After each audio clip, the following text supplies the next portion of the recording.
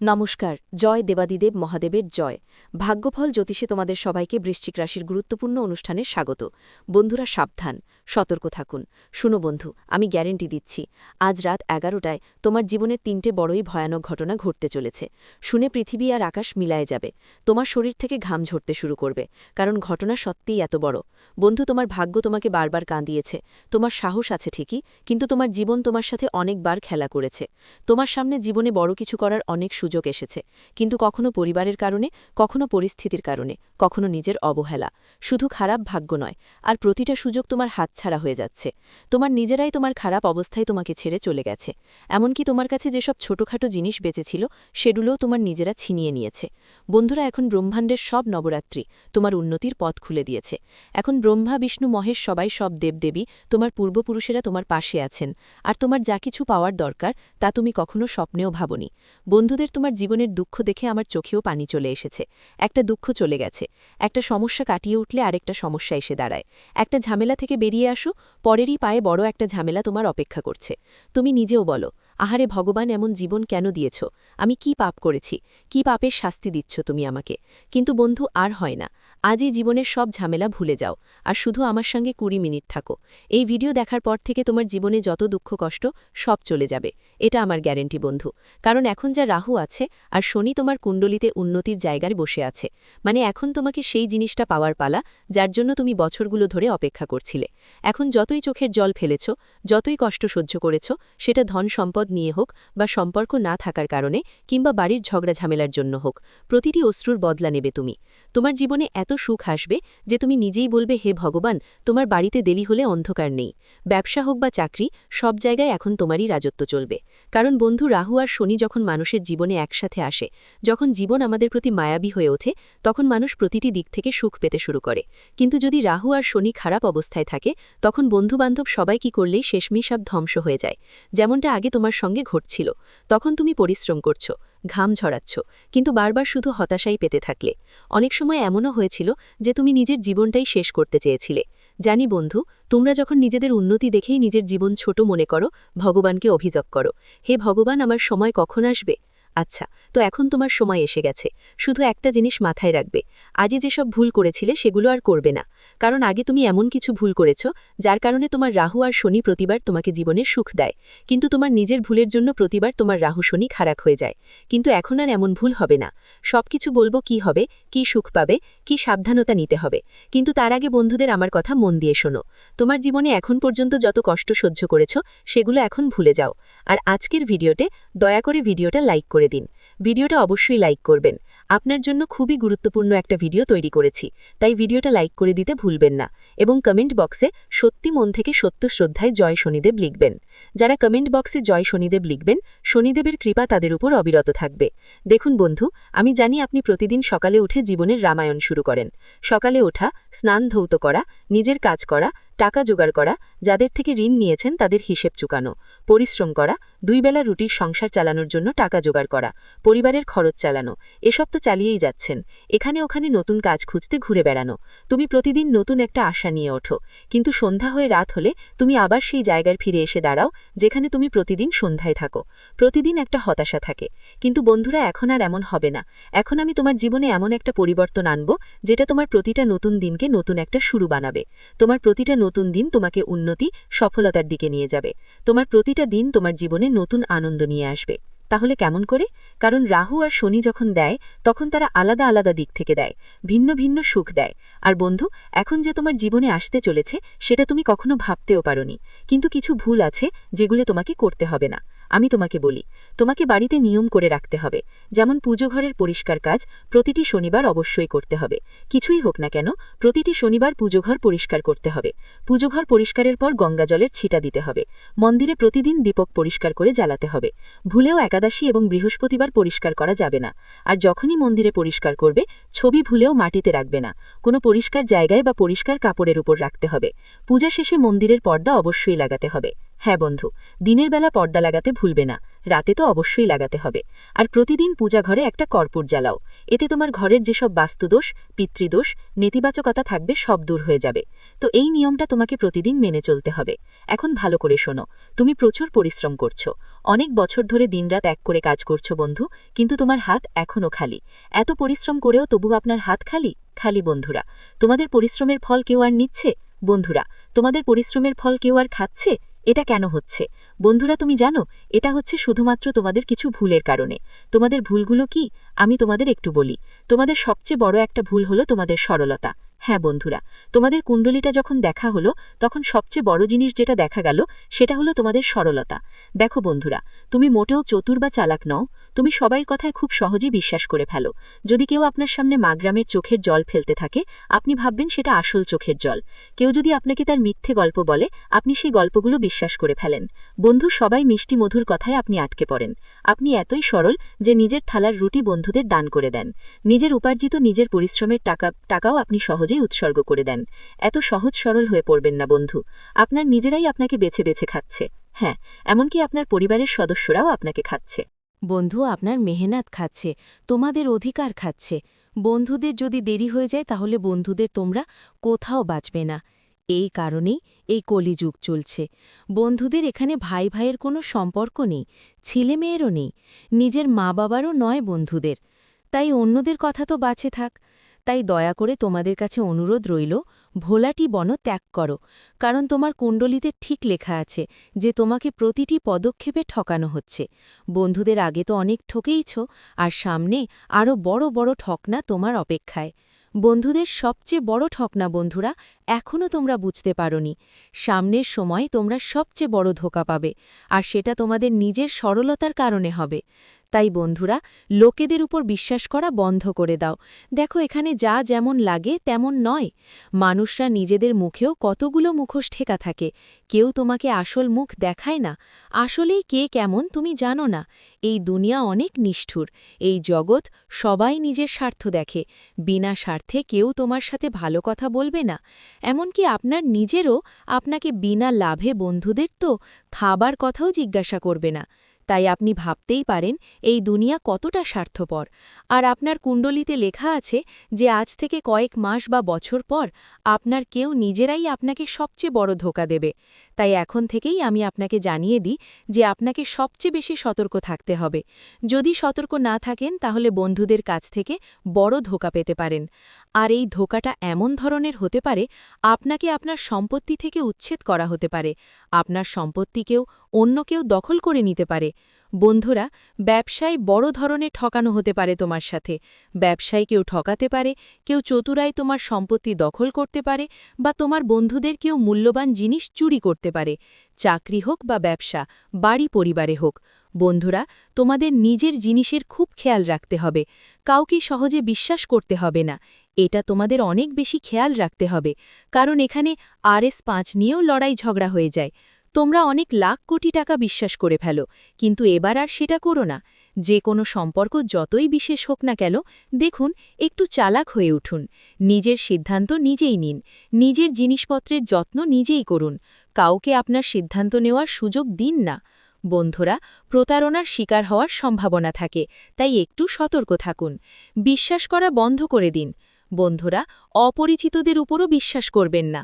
আমি জানি বন্ধুরা, যখন কেউ দরিদ্রকে দেখেন তখন আপনার ভেতরের হৃদয় নরম হয়ে যায়, আপনার মধ্যে মমতা জাগৃত হয়। বন্ধুরা, যখন কেউ কষ্টে থাকে, কেউ দরিদ্রকে দেখেন, তখন আপনার ভেতর থেকে বলতে বলতেই চোখ ভিজে যায়।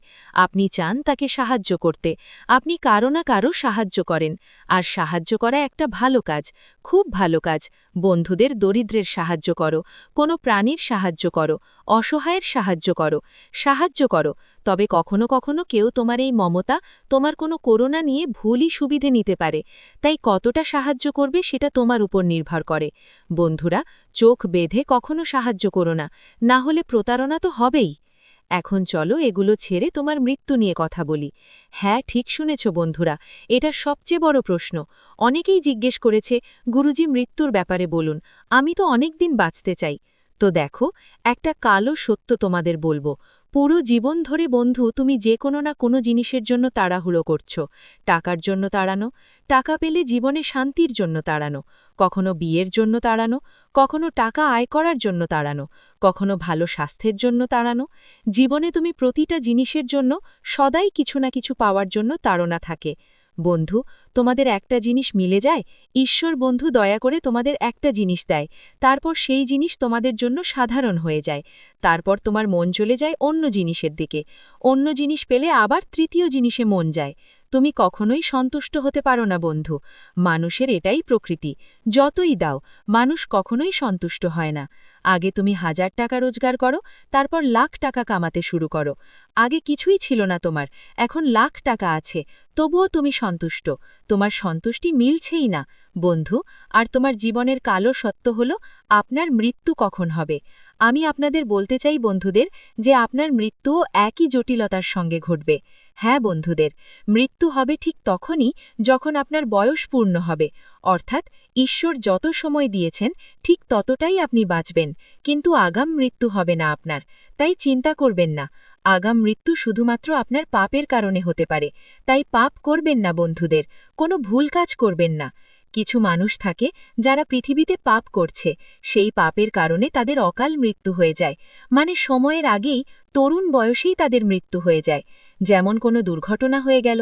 কিন্তু এসব কিছু আপনার সঙ্গে নেই, তাই ধর্মে মনোযোগ দিন। কিন্তু বন্ধুদের বলতে চাই আপনাদের শান্তি দরকার। আপনাদের বন্ধু দরকার যে বলবে, হ্যাঁ সবকিছু এখন আমার আছে, যতটা পেয়েছি ঈশ্বরের দয়ায় ততটাই ভালো, কিন্তু এখন শান্তিতে থাকুন, কারণ ডাক কখনই আসতে পারে। তাই বন্ধুদের বলছি, ঈশ্বরের জন্য জীবন শান্তিতে কাটান। যতদিনই বাঁচুন, আপনার জীবন হতে পারে 20 বছরের, হতে পারে 50 বছরের। আর বন্ধু, কে জানে কতদিন বাঁচতে হবে, কিন্তু শান্তিতে বাঁচো। কারণ তোমাদের বন্ধুর কুণ্ডলিতে লেখা আছে যে তোমরা সব সময় টেনশন নাও, কোনো না কোনো কারণে তুমি টেনশন নাও। বন্ধু, সত্য বলছি আমি, যদি সত্য হয় তো নিচে কমেন্ট করে জানিও। বন্ধু, তোমাদের খেয়াল রাখতে হবে টেনশন আর স্ট্রেস থেকে যতটা সম্ভব দূরে থাকতে। কখনো নিজের প্রিয়জনদের টেনশন নাও, নিজের পরিবারের চিন্তা করো, নিজের ভবিষ্যতের চিন্তা করো। বন্ধু, সবাই চিন্তা নিয়ে থাকতে হয়, আর কখনো কখনো তো অকারণের চিন্তাও যা জীবনেই আসলে নেই, সে বারবার ভাবতে ভাবতে নিজেই টেনশনে পড়ে যায় যে হঠাৎ আমার সাথে এমন কিছু হয়ে যাবে, বা আমার সাথে ওরকম কিছু ঘটবে। এমন ভাবনা ও চিন্তাও হয়, অথচ বাস্তবে এমন কিছু হয় না। তাই স্ট্রেস নেওয়ার চেয়ে ভক্তি করাই ভালো। ভজন গাও, ধ্যান করো, তোমার নিশ্চয়ই শান্তি পাবে। এখন পরের বিষয়ের দিকে আসি বন্ধুদের, দুর্ঘটনা। হ্যাঁ বন্ধুরা, আসন্ন সময় দুর্ঘটনা লেখা আছে তোমার ভাগ্যে, তোমার কুণ্ডলিতে বা রাশিতে দুর্ঘটনা লেখা আছে। এজন্য তোমাদের একটা উপায় বলছি, সামনে আসতে চলা দুর্ঘটনা থেকে বাঁচার জন্য। সহজেই বাঁচে যাব। উপায় কি? একদম মনোযোগ দিয়ে শুনবেন। দুর্ঘটনাও বন্ধুরা ছোট ঘটনা, বড় বড় দুর্ঘটনা। বন্ধুরা, কখনো কখনো অ্যাক্সিডেন্টে মানুষ লংড়া হয়ে যায়, মানুষের পা ভেঙে যায়, হাত ভেঙে যায়, এমনকি প্রতিবন্ধী হয়ে যায়। কারো কারো মস্তিষ্কে আঘাত লাগে, মেন্টালভাবে পাগল হয়ে যায়। তাই এমনটা আপনার সাথে কেন যেন না হয়, কারো যেন না হয়। বন্ধুরা, কারেন্ট লাগার কারণেও দুর্ঘটনা ঘটে, কেউ পড়ে যায়। বন্ধুরা দেখুন, দুর্ঘটনা যেভাবেই হোক পারে, মানুষ বসে আছে আর হঠাৎ তার উপর থেকে ছাদ পড়ে যেতে পারে, পাখা পড়ে যেতে পারে। তো বন্ধুরা, সব দুর্ঘটনার মধ্যে পড়ে। তাই দেখুন, দুর্ঘটনা যে কোনোভাবে ঘটতে পারে, আমরা যতই সাবধানে থাকি না কেন, কিছু না কিছু তো ঘটতেই পারে। কেউ গাছের ছায়ায় আরাম নিচ্ছে, আর কে জানে ওপর থেকে গাছের একটা ডাল ভেঙে তার মাথার ওপর পড়ে যেতে পারে বা হাতের ওপর পড়ে যেতে পারে আর সক্ষম হয়ে যেতে পারে। তো বন্ধুরা, দুর্ঘটনা যে কোনোভাবে ঘটতে পারে। তাহলে আপনি দুর্ঘটনা থেকে বাঁচবেন কি করে? দেখুন, আপনি সতর্ক থাকবেন, কিন্তু বাঁচবেন কি করে? আপনার কুণ্ডলিতেও শুধু একটা না, 4-5টা দুর্ঘটনা লেখা আছে। বন্ধুরা, এই দুর্ঘটনাগুলো বড়ও হতে পারে, ছোটও হতে পারে। এটা আপনার কর্মের উপর নির্ভর করবে। কিন্তু যদি আপনি কিছু উপায় অনুসরণ করেন, তাহলে সহজেই এসব দুর্ঘটনা থেকে বাঁচা সম্ভব। উপায় কি বন্ধুরা? ভালো করে শোনো। প্রতি বৃহস্পতির দিনে, অর্থাৎ বছরে যত ব্রোশ আছে তোমাদের, প্রতিটি ব্রোশে গাউশালায় গিয়ে গোমাতাকে খরচারা খাওয়াতে হবে আর গুড় খাওয়াতে হবে। হ্যাঁ, গোমাতাকে খরচারা আর গুড় খাওয়াতে হবে। তুমি গাউশালায় গেলে তো আরও ভালো, কিন্তু গাউশালায় তো আগে থেকেই অনেকেই গোমাতার জন্য দান করে আসছেন। কিন্তু যদি তোমরা বন্ধুরা রাস্তা বা চৌরাস্তার কাছে যেখানে গরুমা দাঁড়িয়ে থাকে সেখানে গরুকে খাওয়াবে, গুড় খাওয়াবে, তাহলে তোমাদের বেশি পুণ্য হবে। কারণ গরুমা যখন ক্ষুধার্ত থাকে আর তুমি তার পেট ভরাবে, তখন গরুমার অন্তর থেকে অনেক বেশি আশীর্বাদ আসবে। তাই বন্ধুরা, এমন গরুমা খুঁজে বের করো যে সত্যি ক্ষুধার্ত, সত্যি যার প্রয়োজন। যখন তুমি এই পদ্ধতি করবে তখন তোমার কাজকর্ম ভালো হবে, তোমার পাপ মুছে যাবে, আর ভবিষ্যতে যা দুর্ঘটনা লেখা আছে তা ধীরে ধীরে কমে আসবে।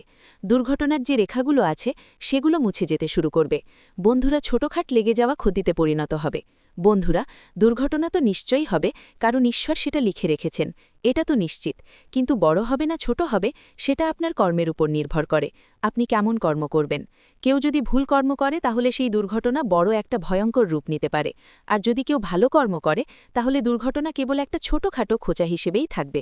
বন্ধুরা, দুর্ঘটনা এড়ানো সম্ভব, সেটা আপনার কর্মের উপর নির্ভর করে। এখন পরের কথা খুব মন দিয়ে শুনবেন। বন্ধুরা, অনেক প্রশ্ন আসে, গুরুজি, আমি গরিবিতে আছি, টাকা পাচ্ছি না, কি করব কি করব? অনেক পরিশ্রম করছি তবুও টাকা নেই। আমার কুণ্ডলিতে টাকা লেখা আছে, আমার ভাগ্যে টাকা আছে কিনা? যতটুকু উপার্জন করি তার থেকে বেশি ঋণে ডুবে যায়। এটা আমার সঙ্গে কেন হচ্ছে? অনেক প্রশ্ন আসে বন্ধুদের।